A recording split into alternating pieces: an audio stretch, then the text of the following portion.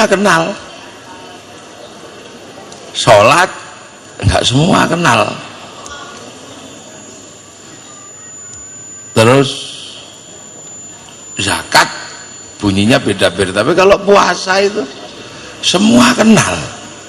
Ini ibadah yang ajaib ini. Soundnya nggak usah digede-gedekan ya. Kita kembali ngaji caranya NU. Memang ngajinya NU itu ya kelemar-kelemar begini. Iya, kalau yang itu biasanya enggak pakai NU itu. Dan Jakarta kan sudah bosen kayaknya ngaji yang teriak-teriak, yang iya. Kan udah capek kayaknya, dan kasihan soundnya. Sekarang soundnya biar gak capek. Jadi ini puasa ini ibadah yang aneh, karena semua agama itu kenal. Jadi kutiba kama kutiba alal ladzina min qablikum, ini bisa kita lihat secara empiris. Sekarang agama yang paling tua mungkin ya, yang disebut Zoroaster. Zoroaster ini punya nabi namanya Zarathustra. Tuhannya dua, Tuhan gelap sama Tuhan terang. Tuhan terang disebut Ahriman, Tuhan gelap disebut Ahura Mazda. Ini puasa. Nabinya namanya Zarathustra. Ajarannya nihilisme. Orang Jawa sebutnya suwung. Ini diajarkan puasa, yang akhirnya agama ini lebih dikenal dalam istilah Islam namanya Majusi. Orang Majusi itu kalau apinya itu mati, itu puasa.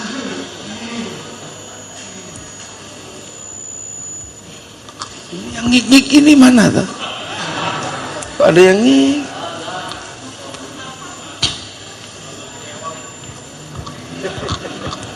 Ya, jadi orang Majusi ini juga puasa,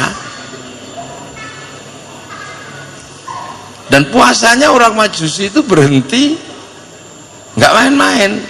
Kalau apinya mati, api Majusi itu mati, dia itu berbulan-bulan puasanya, karena takut matinya api ini berpengaruh kepada kegelapan batin. Itu Majusi. Agama Hindu itu juga puasa, bahkan puasanya lebih seru, lebih serem, namanya upawasa. Upawasa itu adalah sudah tidak menyentuh makanan, tidak menyentuh perempuan, dan tidak menyentuh minuman. Makanya ketika Islam datang bawa Syahrus Syam di Indonesia, upawasa ini sudah terkenal. Makanya disebut bulan puasa karena upawasa. Jadi kalau kita pengen ngerti kenapa Indonesia ini bulan Syam namanya bulan puasa, karena sebelumnya itu orang Hindu itu ada namanya upawasa. Upawasa itu sudah berhenti dari makan, dari minum, dan dari perempuan. Jadi lo yang ngik itu lo dihilangkan, Mas, karena nggak enak di telinga. Ngik yang enak itu cuma satu, ngiknya ibu-ibu enak, ngik gitu ya. Udah sembuh, udah sembuh ngiknya. Jadi puasa namanya upawasa, yang nggak makan, nggak minum, nggak menyentuh perempuan itu. Nah ini upawasa.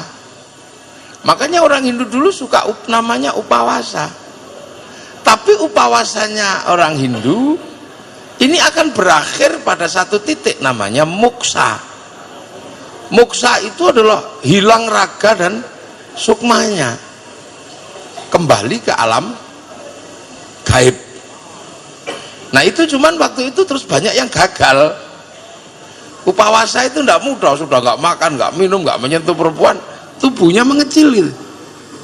Nah begitu mengecil nggak bisa lepas karena apa? Ada yang masih ingat istrinya, ada yang masih ingat uangnya, akhirnya macet. Nah macet ini dia nggak bisa hilang, nggak bisa kembali lagi.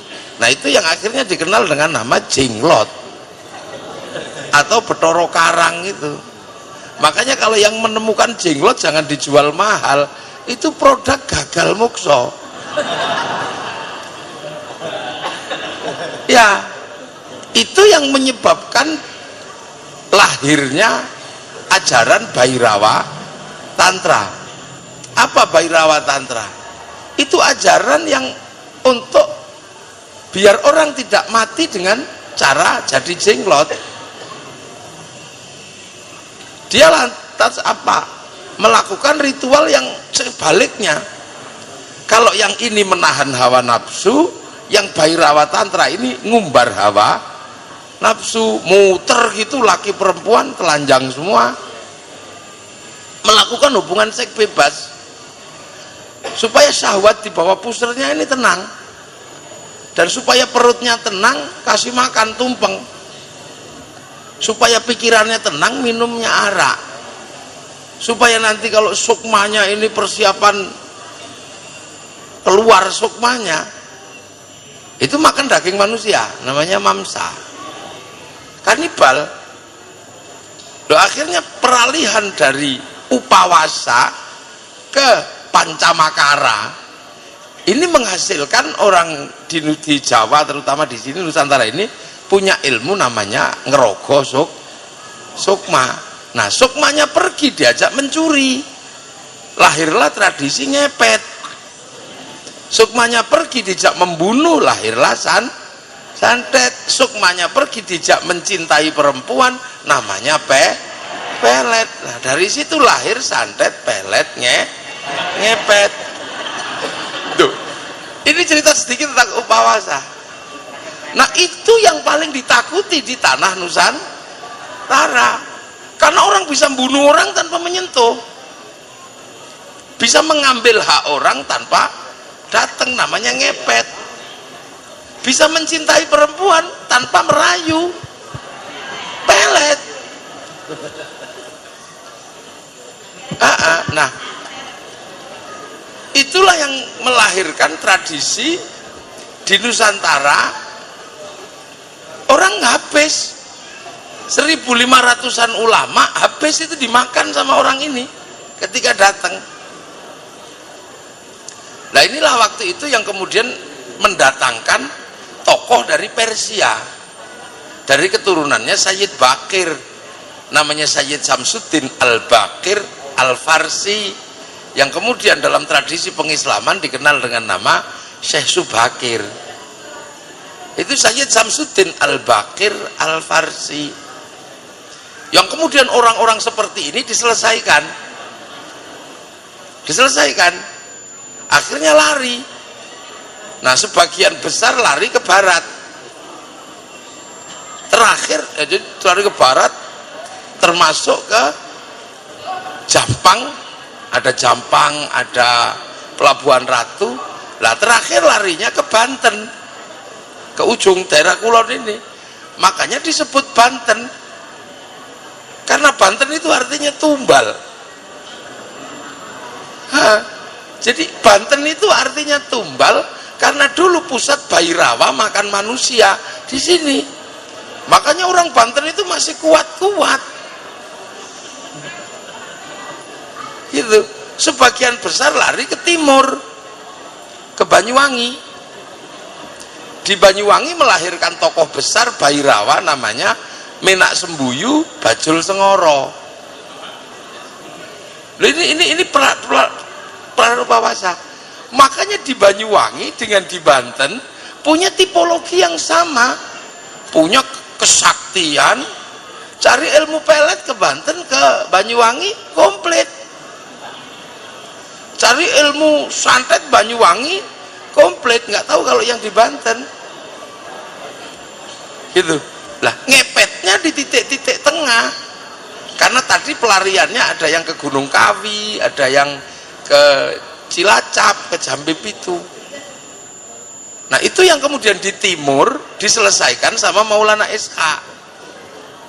Minak Sembuyunya melahirkan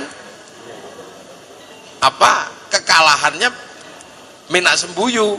Anaknya yang perempuan namanya Dewi Sekardadu dikasihkan ke Mbak SH, lahir Sunan Giri. Nah, pelarian Bhairawa sebagian besar ke Kediri diselesaikan sama Sunan Bonang. Maka muhibah Islam Nusantara sebagian besar ke Kediri.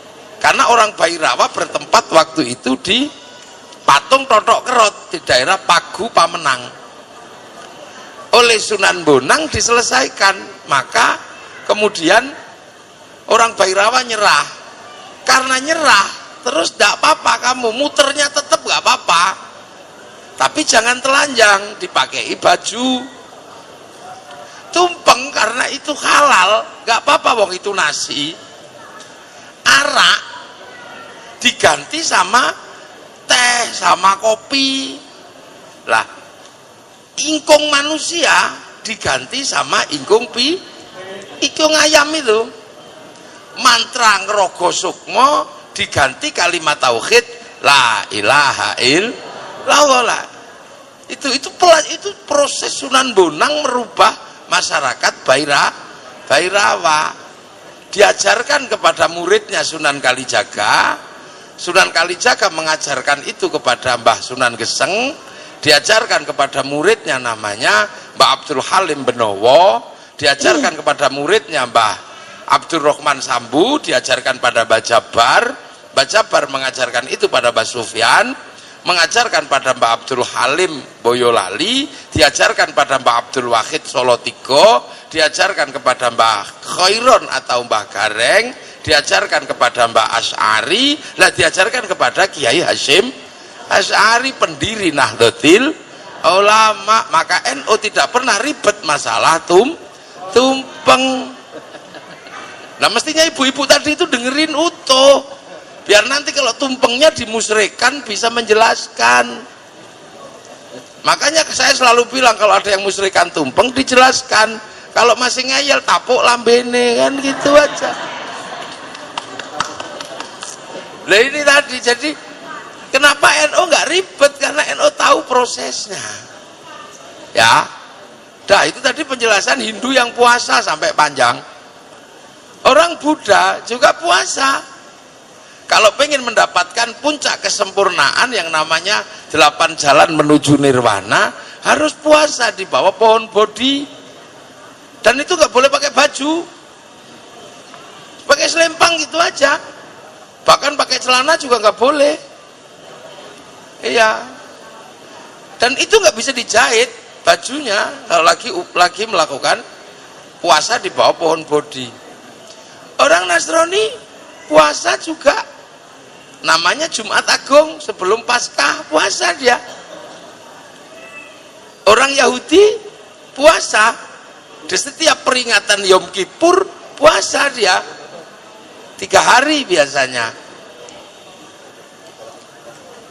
Nah, apalagi orang Indonesia, santri yang namanya puasa hobi, pengen dapat perempuan cantik kok ditolak, puasa.